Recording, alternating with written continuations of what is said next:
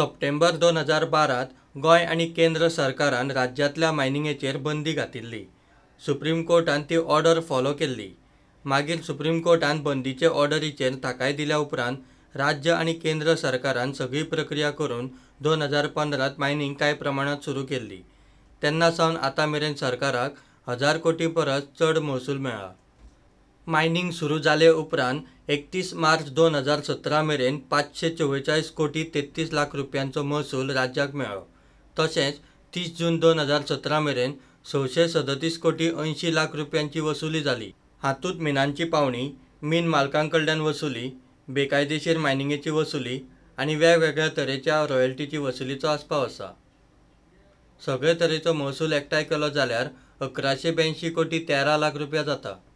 Mining बंदी आशिल्ली तेन्ना सरकाराक कठीण काळांतल्यान वचचें पडिल्लें। हाचो परिणाम अर्थसंकल्पाचेरूय जाल्लो। मायनिंग सुरू जाल्ल्यान तांतले तातूंत आदार। Bureau report, prudent.